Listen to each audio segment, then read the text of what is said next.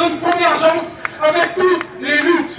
Tous les peuples sont en train de s'élever, sont en train de s'opposer à l'oligarchie. L'oligarchie n'a pas de couleur, l'oligarchie n'a pas de religion, l'oligarchie n'a pas de nationalité.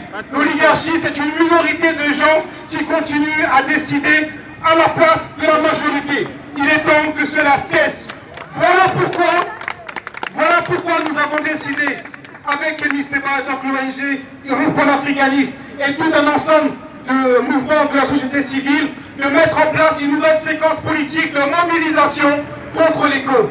Il faut que nous installions le rapport de force à nos dictateurs sur le continent africain. Voilà pourquoi je suis extrêmement fier aujourd'hui sur la place de Paris de voir qu'il y a une mobilisation qui rassemble des Togolais, qui rassemble des Tchadiens, qui rassemble des Camerounais, qui rassemble des Nigériens, qui rassemble des gens de la Guadeloupe, des gens de la Martinique, parce qu'il est temps que nous nous rassemblions lorsqu'il s'agit de lutter. Tout seul, dans notre petit coin, nous n'arriverons jamais à rien face à l'ordre français, face à l'ordre impérialiste. Il faut que nous soyons capables de fédérer les différents fronts, parce que nous sommes soumis aux mêmes problématiques, nous sommes soumis aux mêmes ennemis. Il est donc temps que nous fassions preuve de maturité politique, que nous soyons capables de nous réorganiser dans la sphère panafricaniste, que nous soyons capables de nouer des alliances à l'international avec ce qu'on appelle des pays non alignés sur le bloc, sur l'Atlantisme, sur le bloc occidental. Il y a des puissances étrangères qui ont des intérêts convergents avec nous. Il faut que nous soyons capables de nous unir avec les autres, sans pour autant faire preuve de naïveté. Parce que les premiers acteurs de la libération de l'homme noir, ce sera uniquement nous les hommes noirs. Mais soyons intelligents. Sachions développer une stratégie, une logique de froideur en nouant des alliances stratégiques.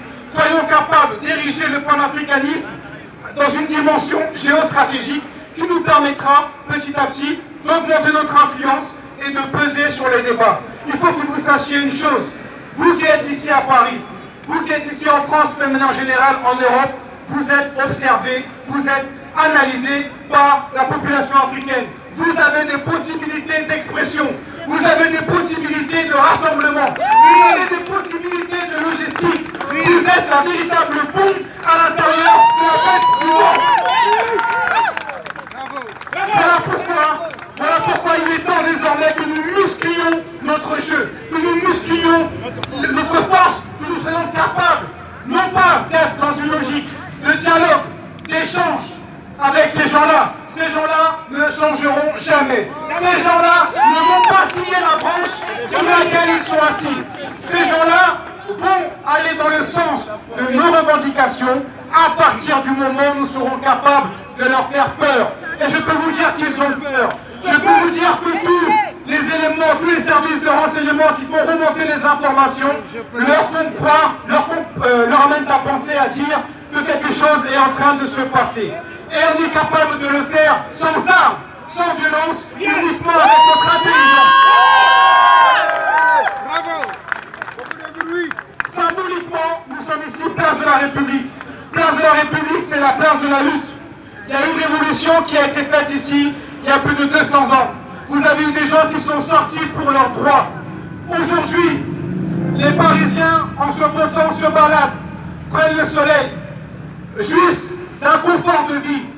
Ils peuvent jouir de ce confort de vie parce qu'ils ont eu des gens, des prédécesseurs, des ancêtres qui ont fait le sacrifice. Si vous êtes ici en France, et je parle à ce moment-là de la diaspora, ce n'est pas pour vous intégrer, ce n'est pas pour vivre en France, payer vos impôts en France et mourir en retraite sur le continent africain. Si vous êtes ici en France, c'est par un hasard, par un concours de l'histoire. Vos parents se sont battus pour libérer l'Afrique. Montrez-vous digne ne soyez pas dans une espèce de haine stupide, puérile à l'égard des Français, parce qu'il y a des gens qui comprennent notre combat. Il y a des Français de souche qui sont d'accord avec nous et qui sont prêts à nous soutenir.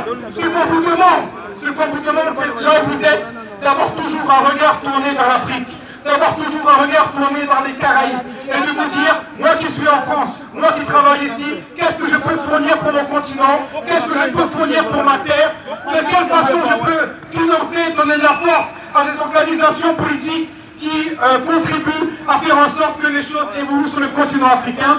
Vous n'êtes pas là pour avoir une meilleure place. Vous n'êtes pas là pour militer contre les différents actes de racisme.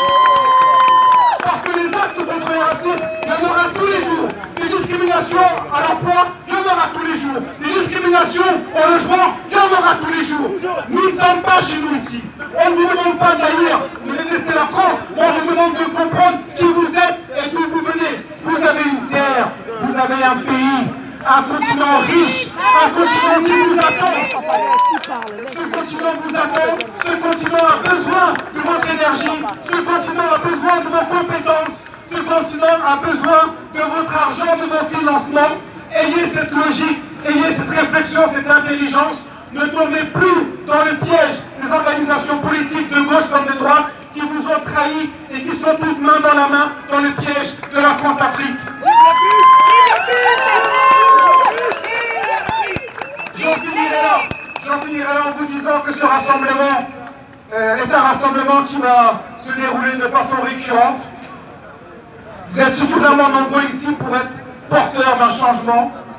N'oubliez jamais que les révolutions de masse sont toujours la conséquence de prises d'initiatives individuelles de petits groupes. Vous avez une responsabilité devant l'histoire.